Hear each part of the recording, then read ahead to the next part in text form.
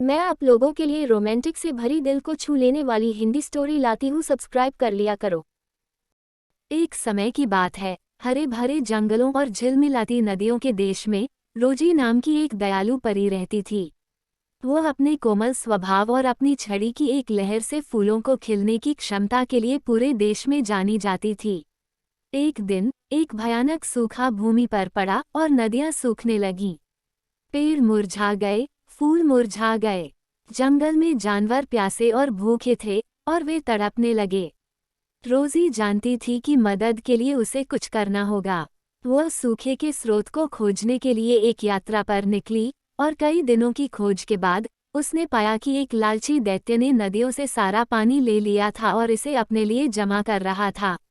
रोजी को पता था कि विशाल को मात देने के लिए उसे चतुर होना होगा, इसलिए उसने अपने जादू का उपयोग करके खुद को एक गुबरले के आकार तक सिकोड़ने का फैसला किया। वह दैत्य की मांद में उड़ गई, जहां उसने उसे गहरी नींद में सोते हुए पाया।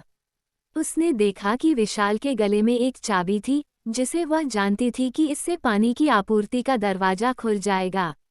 वह पंजों के बल दानव की गर्दन तक गई और सावधानी से चाबी निकाल दी। वह फिर दरवाजे पर उड़ गई और उसे अनलॉक कर दिया। पानी निकल गया, नदियों में पानी भर गया और जंगल में जीवन वापस आ गया। विशाल जाग गया, लेकिन इससे पहले कि वो उसे पकड़ पाता, रोजी खो से बाहर निकल गई और वापस जंगल की सुरक्षा में चली गई।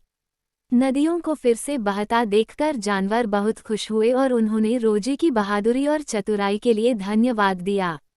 उस दिन से रोजी को जंगल के रक्षक के रूप में जाना जाने लगा और वह यह सुनिश्चित करने के लिए अपने जादू का उपयोग करती रही कि भूमि हरी और स्वस्थ बनी रहे।